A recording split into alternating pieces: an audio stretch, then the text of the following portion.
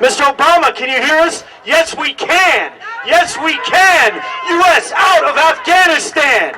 As the Iraq War hit the 8-year mark, hundreds of people, many of which were veterans of previous and current U.S. wars, gathered in front of the White House to express their dissatisfaction with the war and current occupations. I'm here because I know what the effects of war are really like. I spent a year and a half in Vietnam back in the 60s, and when we invaded Iraq, it was the same thing all over again.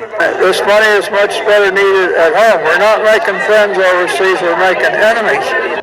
You think the majority of the American people now, suffering unemployment, suffering cuts, want their tax dollars, want their sons and daughters to go blowing countries apart that don't threaten us? Of course not. With hundreds of thousands of Iraqis killed since the beginning of the war and the American troop death toll at over 4,400 in Iraq alone, protesters express outrage that the wars have not only continued, but have actually escalated and expanded in Afghanistan, Pakistan, and now Libya. The Obama militarism and aggressive wars are like Bush. He inherited war crimes, and he's extending them, and in Afghanistan and Pakistan, he's intensifying them. That's why I call his government Obama-Bush. There's a seamless continuity with all the things that we found Bush abhorrent for. People are under the impression that Iraq has ended. There's still 50,000 troops there. There's about, last time I checked, there was like 10,000 special forces and combat operations still running combat operations. People don't know about the mercenaries that we employ that are still there. He's expanded the war in Afghanistan. He's gone into Pakistan. So I'm not very pleased with his foreign policy at all. After the rally, some of the protesters chained themselves to the White House fence and are now being arrested for civil disobedience behind me. Among those arrested are Daniel Ellsberg, the leaker of the famous Pentagon Papers, which exposed the quagmire of the Vietnam War. One Iraq War veteran described why he partook in the civil disobedience. I feel at this point, politicians aren't really listening to us, and this is what it's going to take. It's going to take massive waves of people participating in civil disobedience, showing up, and getting arrested or doing whatever else it takes to end these wars. Marjanasi, Press TV.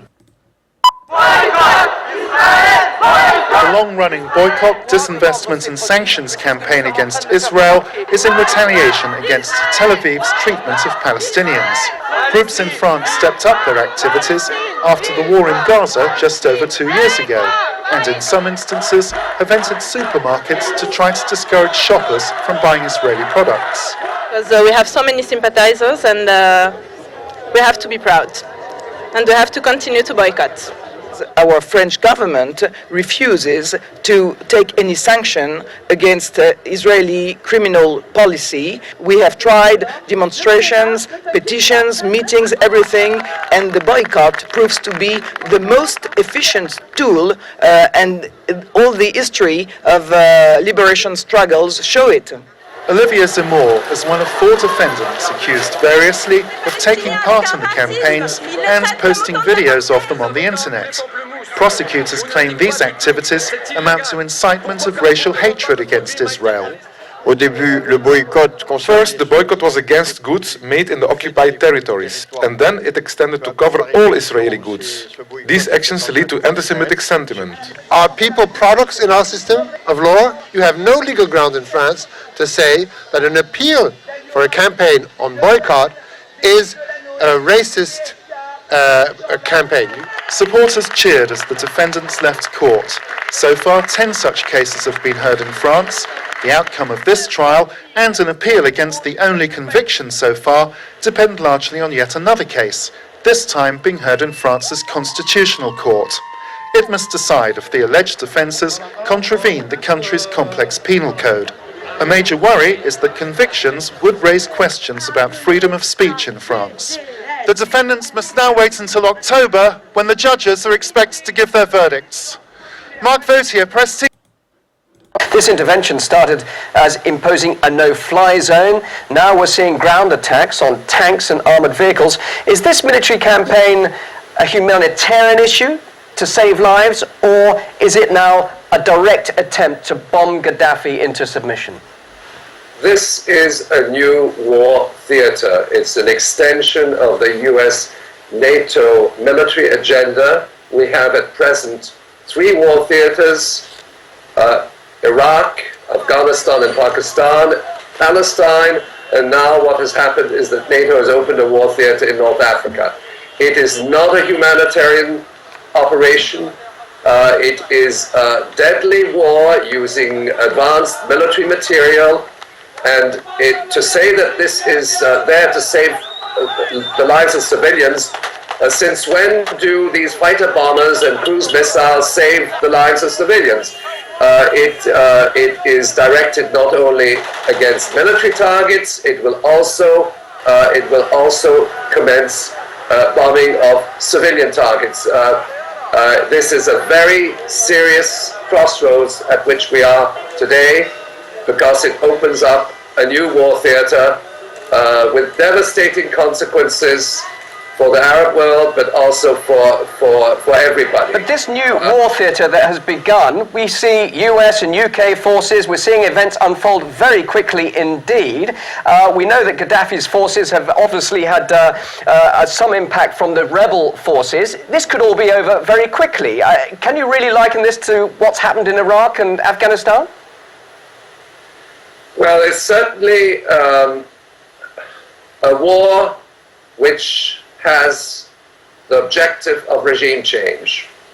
This, of course, was not mentioned in the Security Council resolution, but Prime Minister Stephen Harper of Canada, and I'm following the Canadian responses, has stated that the objective of this operation is to unseat Gaddafi, so that the whole humanitarian underpinnings of this war now are becoming entirely clear.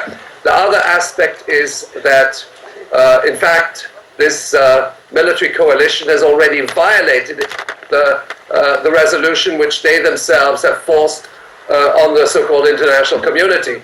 Article 19 of the resolution, the United Nations Security Council resolution, says to put an embargo on weapons, on arms, to Libya. But in fact, what are they doing? They're bringing in weapons, and they're supplying the opposition forces with weapons. And I read the section very carefully. It doesn't say, it specifies no weapons should be brought into the country. So they violated the United Nations Security Council resolution right from. Hello everyone, welcome to Global Government News. Today is Sunday, March 20th, 2011, and I'm Darko. This is part 2 of this news bulletin, everyone. We're going to start off with this article, but I want to plug my website first. It's ggnonline.com. That's www.ggnonline.com. There's 1 day left for the poll on the Japanese nuclear crisis, radiation crisis that's going on. You can vote on there. We're going to start with from rooftops. Snipers kill 46 Yemeni protesters. There's a massive demonstration against Yemen's government turned into a killing field Friday as snipers methodically fired down on protesters from rooftops, and police made a wall of fire with tires and gasoline blocking a key escape route. And I had a video in my last 3 days ago that was from Yemen, where it was, or was it Bahrain? It was either Bahrain or Yemen. I'm sorry, I cannot remember at this point. But there was basically cars, SUVs after SUV, one after another, maybe like 20 or 30 of them, just rolling down the streets, opening fire on anybody. And so that's what's going on out there. It's a pretty ugly situation in North Africa. Yemeni, and of course this is what the powers that be want, because it's a vacuum, right? Now, problem, reaction, solution. What's the solution? Oh, we got to bomb these people. We got to bomb civilians in order to protect the civilians. And we have to have a mega presence, military presence in that area. So, Yemeni president fires government. And then we have 1 protester killed, 100 injured in Syria. Syrian forces have reportedly attacked anti-government protesters in the southwestern city, killing 1 person and wounding more than 100 others. Then secret Bahrain-KSA deal exposed. Bahrain and Saudi Arabia have reportedly struck a deal which would compel each side to protect the other's political interests. And this is from Nahrain Net. And next up, sending troops to Bahrain is the plot hatched by the U.S. You can go on there, and it's from Takrib News Agency. You can check that out. A link will be posted. and 100 missing after Bahrain crackdown. A former Bahraini lawmaker says that around 100 people have gone missing during the Manama-ordered crackdown on the countrywide popular revolution. And moving on, Iran urges Bahraini diplomat to leave. Like I said in the last video, kind of big news. Amid the regime's brutal crackdown on the protesters in Bahrain, Iran's foreign ministry says one Bahraini diplomat should leave the country. And then we have this. Fresh protests break out in Morocco. And then Israel seals off Gaza crossings. The Tel Aviv regime closed all crossings with Gaza for alleged security reasons as Israel celebrated Jewish holiday of Purim. Then go like this. 2 Palestinians killed at Gaza-Israel border. The bodies of 2 Palestinian men have been found near the Gaza-Israel border, Palestinian medics reported. It says the Israel military has confirmed firing on Saturday on 2 men who approached the Israeli enforced no-go zone near the border. And then we have former Alaska Governor Sarah Palin, like I said, future President of the United States, or future puppet, whatever you prefer, visits Israel in possible preparation for presidential run. Well, she's going there to get what? Anointed, so she can become the next president. Former Alaskan Governor visited a Jewish holy site in Jerusalem soon after arriving in Israel on Sunday on a trip that has raised speculation she is honing her foreign policy credentials before a run for the U.S. presidency next year. And that's how you hone your credentials and get the green light. You go to Israel.